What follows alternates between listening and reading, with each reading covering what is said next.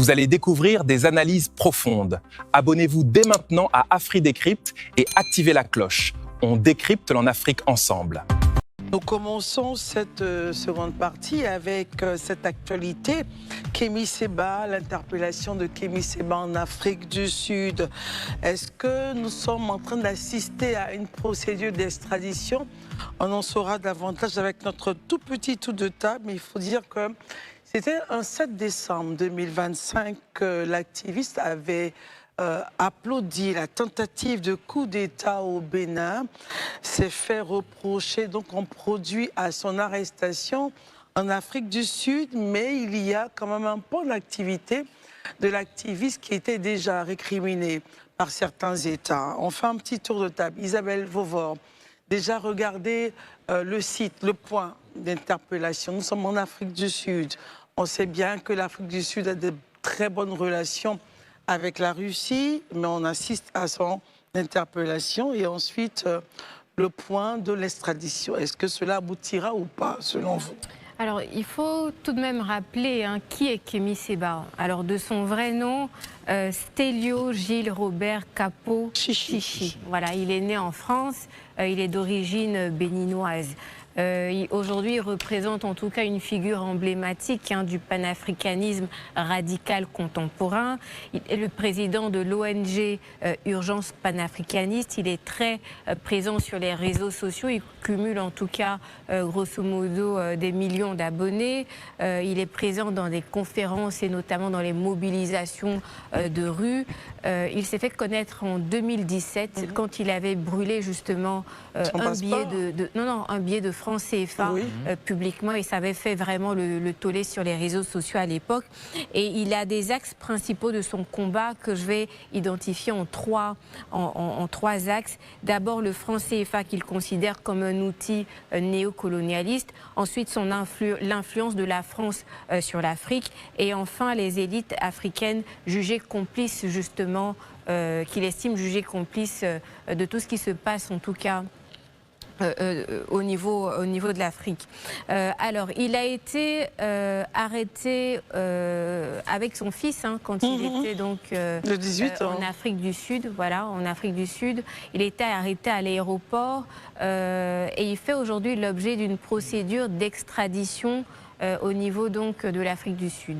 Il faut savoir qu'il y a un mandat d'arrêt qui avait été émis contre lui parce qu'on se rappelle l'année dernière, en décembre 2025, le Bénin justement avait été au fait d'un coup d'État, d'une tentative de coup d'État, et justement le pays avait émis un mandat d'arrêt à son encontre. Et je pense que justement c'est l'une des raisons phares pour lesquelles il a été arrêté à l'aéroport de l'Afrique du Sud.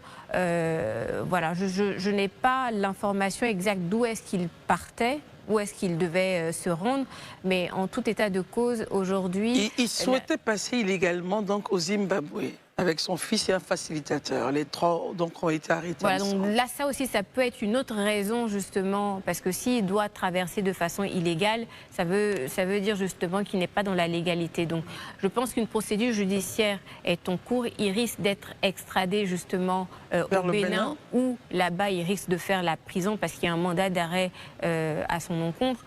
Donc voilà, donc je pense que son dossier est entre les mains de la justice. Pour l'instant, ce qu'on peut voir ça et là en termes de réaction des pays africains.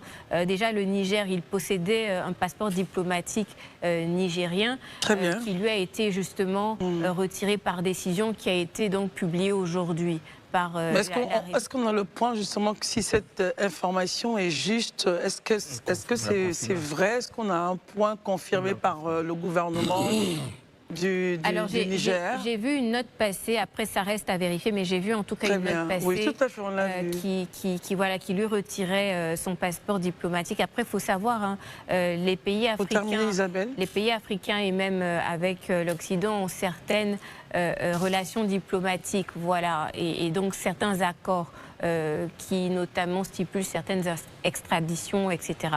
Donc je pense que le cas de Kémy Séba est entre les mains de la justice et ils vont statuer très rapidement dessus. Mais en tout cas, on va suivre ce dossier-là. Forcément, forcément. Élisée Boloubeu, alors qu'est-ce que vous pensez de son arrestation en territoire sud-africain, son désir de passer illégalement par le Zimbabwe avant de se rendre en Europe, arrêté avec son fils de 18 ans, Élysée? Ben déjà, selon les informations en notre possession, hein, les chefs d'accusation qui ont conduit à son arrestation, déjà sur la partie sud-africaine, évoquent la question de complot et infraction migratoire. C'est-à-dire la procédure dans laquelle il était pour vouloir passer de l'Afrique du Sud à truc. Les Sud-Africains ont estimé que c'était une procédure illégale. Ça, c'est déjà la première chose. Mais deuxièmement aussi, il faisait l'objet d'un mandat d'arrêt international lancé par le Bénin. Non seulement pour le soutien à la tentative de coup d'État, mais aussi pour incitation et rébellion. Voilà, c'est les chefs d'accusation pour lesquels le Bénin a lancé un mandat d'arrêt contre lui. Donc ce mandat d'arrêt courait. Et à ce que je sache, il paraîtrait que le Bénin aurait des relations judiciaires avec l'Afrique du Sud. C'est ce qui fait aujourd'hui que ce mandat d'arrêt est en train d'être exécuté. Voilà un accord qui est en train d'être exécuté par l'Afrique du Sud. Mais toujours est-il qu'il y a un procès qui est prévu pour le 20, toujours dans la procédure d'extradition qui est prévue pour le 20, à l'issue duquel on verra si effectivement il sera extradé ou s'il sera gardé en Afrique du Sud et emprisonné. On ne sait pas d'abord. Donc le 20, on sera situé. Mais l'arrestation de Kémy Séba, pour moi, a plusieurs enjeux. Hein. Il y a un enjeu géostratégique important, parce que Kémy Séba, comme vous le savez, c'est le soutien des régimes de l'AES. Et c'est un soutien de la Russie. On l'a vu prendre la parole dans des conférences publiques russes en Russie. Des conférences publiques russes en Russie. Et ce n'est secret pour personne que lui et plusieurs autres activistes, dont Nathalie Niambe et consorts, sont aujourd'hui considérés comme des figures de proue de la Russie, pour la propagande russe. Mais depuis un certain temps, certaines informations laissent entrevoir que les relations n'étaient plus très saines entre Kémy Séba et la partie russe, qu'il a vêtement critiqué, qu'il a fustigé dans certains cercles fermés et qui apparemment aurait été entendu par les Russes. Donc on ne sait pas si c'est ce qui justifie aujourd'hui que l'Afrique du Sud mette la main sur lui, vu que l'Afrique du Sud entretient des relations très étroites avec la Russie.